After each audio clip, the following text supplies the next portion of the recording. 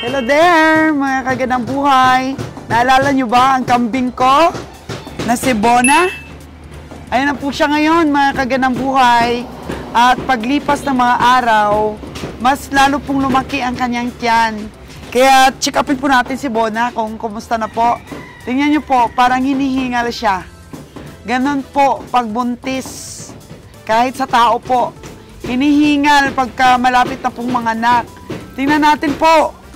Dahil ang dami pong nagsabing na scam tayo dito, pero happy po tayo, mga kagandang buhay, na habang tumatagal, mas lalo pong lumalaki ang tiyan ni Bona. Sabi nga ng mga tao ko dito, siguro madam, by December, manganganak na ang kambing mo. Tara, sikapin po natin si Bona.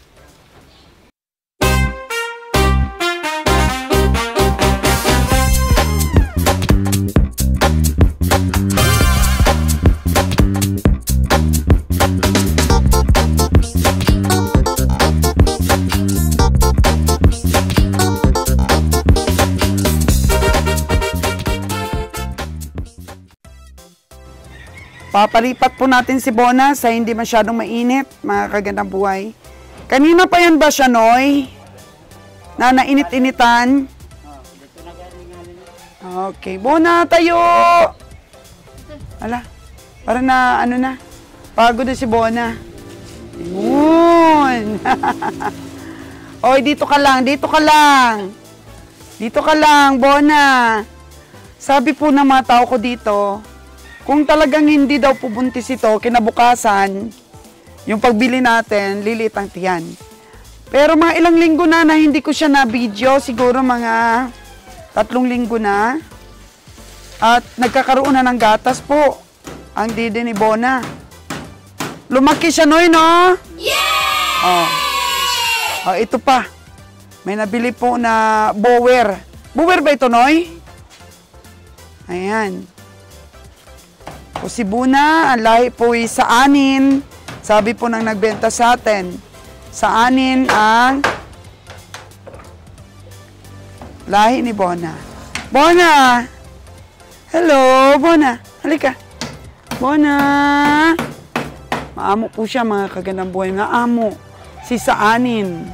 Sa anin daw po ang kanyang lahi nito ni Bona. Malaki-malaki na po ang tiyan ni Bona, oh. Ayan nyo po. Malaki. Tapos tingnan nyo yung didi niya. Oh, nagkakagatas na. Nagkakagatas na po ang daddy ni Bona. Yeah! Ayan. So sabi po na nagbenta sa atin, pangatlong anak na po ito ni Bona. Ni Bona Kid. Hello, Bona. Hello, Bona. How are you? How are you? Ano po si Bona natin, mga kagandang buhay. At ayun po ang tiyan niya. May gumagalaw-galaw. Oh. Sabi ng mga tao natin, mukhang nagkakagatas. Ayan po, mga kagandang buhay. Hey! Ayan mo. Ayan. Ang Bona natin.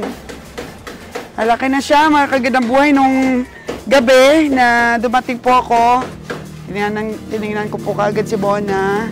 At kinompare ko po sa unang video namin nung nabili. Oh! Saan kayo galing? Nakuha niyo si Brownie? Abot po sa Libertad. Pag-abot nila Libertad na nas Brownie, abot po dito. Wala. O saan si Brownie ron? Sumakay siya. Ito na, Lon. Check upin mo na. Di ba mas lumalalong lumaki ang tiyan ni Bona? Oh, grabe, no? Laki na. Ano yun mo, Lon? I-feel mo kung may anak talaga. Anong sabi ng subscriber?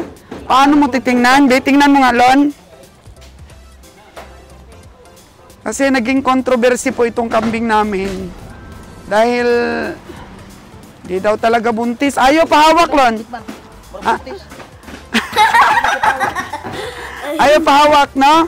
Tingnan mo yung didi niya. Oo. Diba? At saka sobrang laki tong kambing na to. Tingnan mo, mas lalong lumubo ang tiyan. Palagay mo mga ilan ang anak niya. Tulo? Mga 3. Tapos Yan. ganito tulong mga ganyan. Danny Boy, paano ba mag-check? Chinek mo ba si Bona?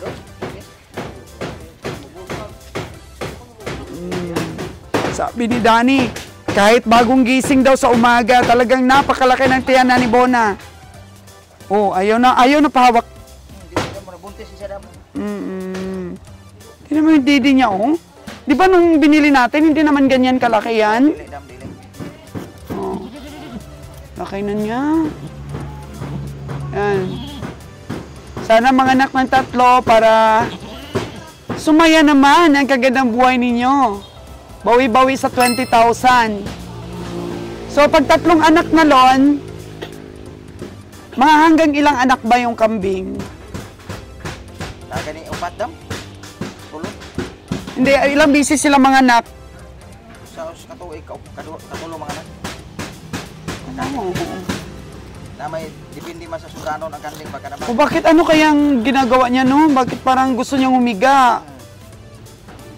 Napagod na siya. Napagod siya sa tiyan niya. Oh, laki. Ayan. Ang didi niya parang may gatas. Buntis. Lahing sa anin, mga kagandang buhay. Kaya malaki talaga. Eto, Lon. Saan ito nabili ni Kabeng Roger? Sa kuan subscriber lang. Tong kauban niya ito tulo ka buk anak. Magkano to? 3.5. 3.5. Pero nabili nila yung isa na inahin, pero hindi na karga ng maayos. Nakunan. 2 sana ang anak. Sayang. 3 yung anak sana? Tulo. Yung kasama ito? Oh. Tulo ka buk. Ngayon namatay ang anak. Sa suma karon man kuan. Suma ron mo na nabili ni boss. Iya nang anak siya baka Huwebes. Nakunan. Kunan. Kunan talaga. Wala pa daw balahibo, sabi ni Nunoy. Kuan sa karga ba. Sa karga. Kasi yung atin na to, nilagay natin sa Fortuner. Hindi natin pinakarga ba sa truck. Ginapair kunan. Pero na natin nung transport natin dito. Kaya ayan, pagdating niya dito parang wala lang nangyari. Oh, healthy pa rin siya. Ano oh? Buntis din siya kaya nabutasan man siya ini ika. Oo nga. So ayaw niya pahawak talaga pag buntis? Ganon. Ayaw pahawak ni sa anin. Ayaw pahawak ni Bona. Hello, Bona. Butan man ni si Bona. Hello, Bona. Hello, Bona. Yun, didi ni Bona, oh. Hello, Bona. Hello. Hello, Bona. Yan. Lambing na to. Ang sarap pala sa feeling po, mga kagandang buhay, no? Kung meron ka talagang sayo na alaga, yung sayong sayo. Yung farmer ka na talaga. Ang galing. So, ayan. Bumili din po ng buwer si Ka-Roger. Ayan. I-deliver niya daw ito kay Boss Fred Daviliana. Ayan. Uy, kakainin niya yung kamay ko. So, mukhang lalaki ito. Lalaki po ito, mga kagandang buhay. Kano kayang bili nito ni Kabeng Roger? Oo. Yan. Musta ba yung mga ibang kambing natin? Meron po pala kaming extension ng kubo, oh, mga kagandang buhay. Kasi nagdadala po kami ng mga feeds dito at saka po yung ipa ng mais. Kaya kailangan po namin ng malagyan. O, tanggalin natin yung birhan yan ng kwarto na yan para medyo mag-flat siya, mga kagadabuhay. Lumaki ang space dito po para lagyan natin ng mga feeds. Saka pinagawa na rin natin ng banyo at saka CR po yung ating mga tao. Kasi mukhang tumataba na yung mga tubo ng kapitbahay natin. Wala po silang CR, mga kagandang buhay. Tumataba ang mga tubo. Ayan. Kasi, dati kasi, nandun sila nagsi-CR sa, sa may simbahan, pero sinarado na. Dong, dapat lagyan mo rin ito, dito sa gilid, Dong. Kasi makakalkal yan dyan. Oo, lagyan mo pa, ha? Oo. Makakalkal ang lupa sa loob pagka hindi mo sinarado, Dong. So, ayan po. Ang ating kubo ay, nalagyan na po ng extension. Para po pagka umulan po, may masilungan ang mga tao natin at ang mga hayop natin. Actually, after po na matapos ito, gagawin po ni Kabeng Roger, ipaulit po itong bahay ng kambing natin. Ipaulit. Paulit po yan. Ayan, kinakalkal nila para tumaas po dito banda. Para makalabas ang ang tubig, no? Pag tag-ulan, so lilibel nila yung lupa, mga kagandang buhay. Mga kambing natin, ang lulusog. Lulusog ng mga anak ni James, oh. Puro kamukha ni James. Ayun. Ayun po. So, malalagay natin sa ayos, mga kagandang buhay, ang ating mga alaga. Ito, nabili din namin ito, 3,200. Nabili po namin, babae pong kambing, oh. Anglo yata yan. Ayan. So, ito, binibigyan po ng pagkain ng ating mga cowboys, ang ating pong pangkatay ng mga baka. Ang katay po yan, mga medium sizes. Ayan, mga pangkatay lang po yan. Ayan. Ating kambing, yung dati nating kambing dito. Ang mga anak ni James, oh. Nagmana talaga ng tenga kay James. Gusto kaya yung mga anak ni, ni Madam? Kasi yung sa anin po natin, si Buna at saka si Madam, isang may-ari lang. O, daan muna ako dong, ha? Isang may-ari lang binila natin ito. Uy! Ayun, may anak din, pero isang piraso lang. So, anak rin ito ni James. Paggawan sila ng maayos po na bahay. Ayan po yung itsura ni Madam, oh. Parang may lahi din na sa anin po, mga kagandang buhay. No? Parang kaitsura din nun, nung isa na yon. Pero kalahati lang po ang katawan ni Madam. Compared po sa katawan ni Bona. At napaka-cute po ng mga anak. Tingnan niyo po, mga anak niya. Napaka-cute, oh. Ayan. Mukhang kamukha po talaga ni James. Ganda po ng mga anak ni Madam. Ayan po yung isa, oh. Kagandang buhay, oh. Ayun. Si James po andun po sa likod. Ayan po siya, oh. Dan. Sa likod si James. Ito po, si Madam. Yan, parang kamukha din yun, no? Ibig sabihin, siguro yung nito, tatay nito, baka tatay din ng Hibona. Kasi isa lang silang pinagbilhan natin. Mukhang nalahian na rin ito kasi malaki na rin kasi si Madam, eh. Malaki rin. Pero hindi po kasing laki ni Bona. Almost mga lang, 70% lang po. Basta malaki po si Bona. Siguro mga ilang kilo din ang diferensya nila. Yung anak niya. Grabe. Nakisali sa nanay kumain. Ang galing po ng ating mga alaga pagka nanganak.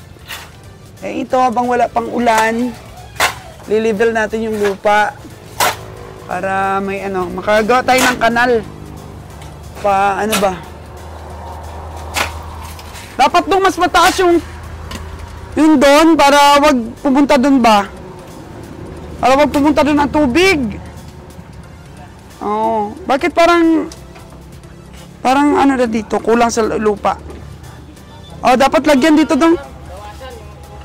Bawasan natin para lagyan ng daan natin ng tubig. Sige. Oo, alam nila yung ginagawa nila. Wag na tayo makialam. Alam nila. Ginagawa nila mga tagadang buhay. Ayan. Ang mga alaga natin. Tingnan na natin mga baka dito ni Nunoy.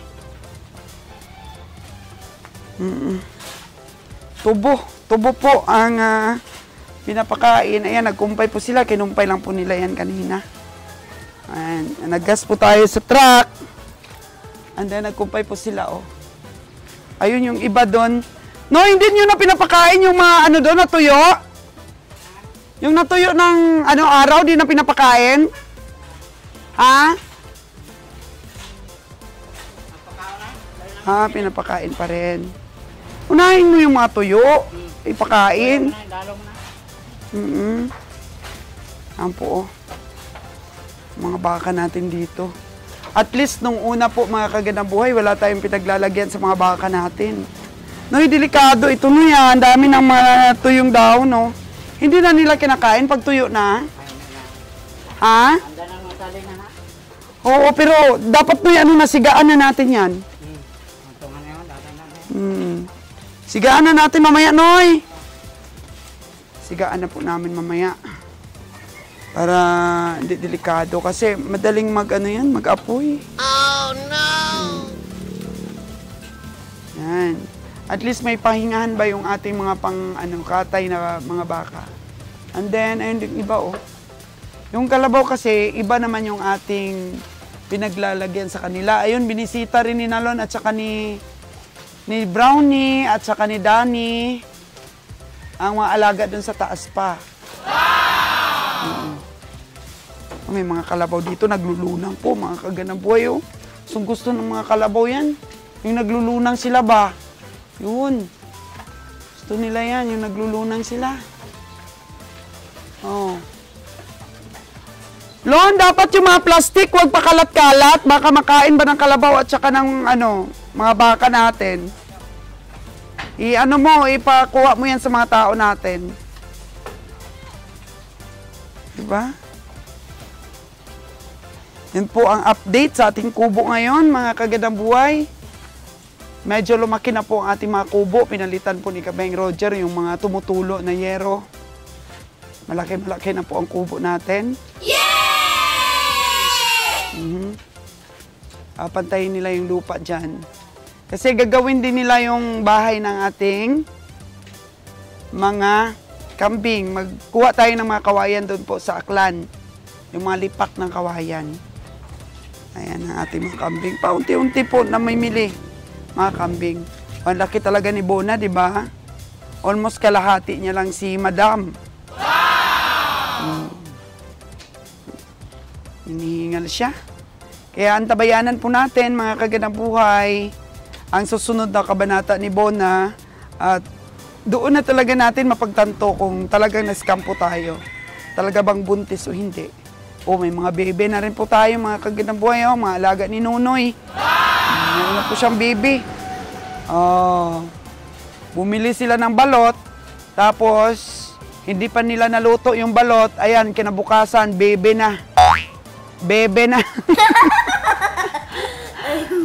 Hindi na nakain yung balot po, mga kagandang buhay. Naging bebe na kinabukasan.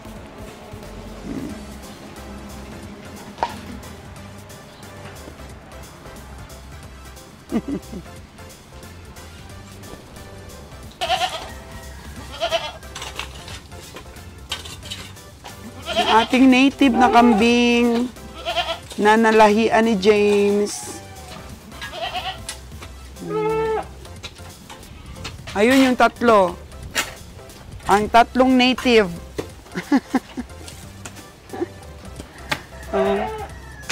Hala, laki ng tiyan. Pag malaki ang tiyan, may bitok ba ito, Dong? Siguro yan, ma'am. Uy, malaki ang tiyan ito, parang hindi pa napupurga. Oh, no! Ito, maganda, oh, makinis. Oh. Mga anak ni James ito. Ito, yung mabalahibo, native po ito, mga kaganaboy, native. So, dahil nga nagbagyo nung mga nakaraan, pinanak ito bagyo eh. Kaya hindi po napurga, pero bumili na kanina si Kabeng Roger ng pampurga. Pupurgahin na po ito, mga kagandang buhay. Ito, oh. Yung isa maganda, makinis.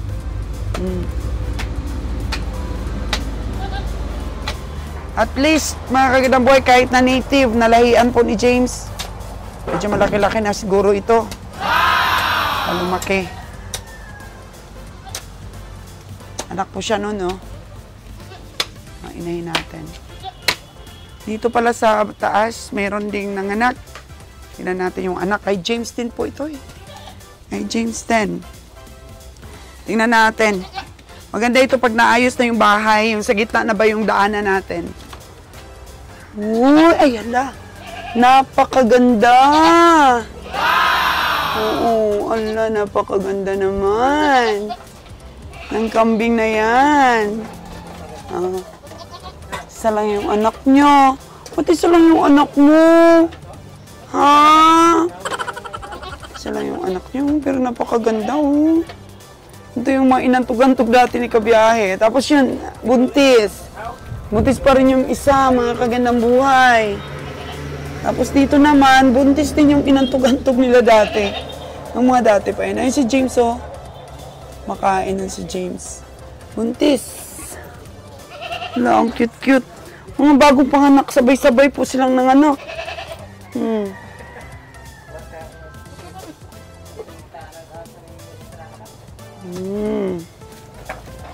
Yan po.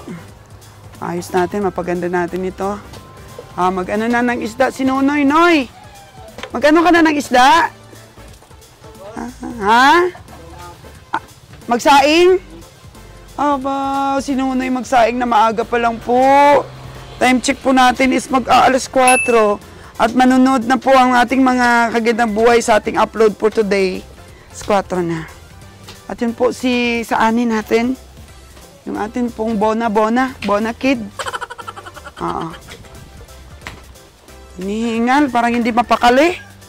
Parang hindi mapakali si Bona. May tatayo, may... Parang hindi siya mapakali, Lon. Oh, no! Anitan, hindi ba pwede paliguan natin yung kambing?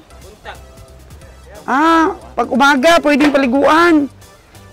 Nainitan pala. Paano kasi si Nunoy nilagay sa mainit? Oh, no! Dapat next time, huwag niyong ilagay sa mainit, Doon sa mainit, binilad nila, akala nila, gusto ng init ni Bona. Brownie, bakit hindi ka sumabay doon? Nakasakay ko sa glaing truck.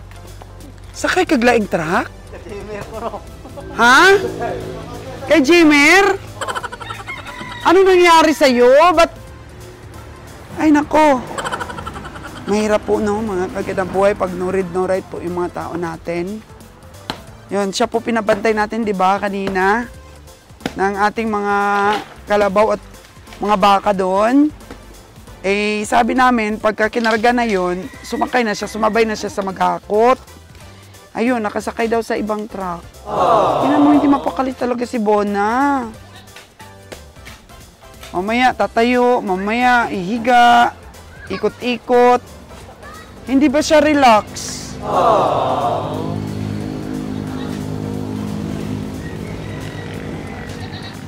Ako ang nare-relax, mga kagandang buhay, sa tuwing pong pumunta ko dito sa Negros at makasama ko po ang aking mga tao. Nakikita ko po yung mga trabaho nila dito, yung mga development po dito sa kubo natin, na sisiyahan po talaga ako at nawawala po, malayong malayo. Sa stress po sa negosyo, doon po sa pinanggalingan ko. Dito, iba naman po. Nag-enjoy po ako dito sa kakahimas ng aking mga alaga. Si Brownie nawala. Ano ba yan, Brownie? So, dito po tayo nagluluto dahil sabi ni Nunoy, marami pong kahoy-kahoy tayo sa palipaligid. Lon, ano kayang gagawin natin dito? Tingnan mo, ang dami na. Dali natin yan at sigaan. Doon tayo magsiga, hakutin ba at saka sigaan? Wag lang dito. Ano, dito lang? Dito, doon kay Javier? Doon natin sigaan, sige. Kasi ano ito dito sa gabal na rin.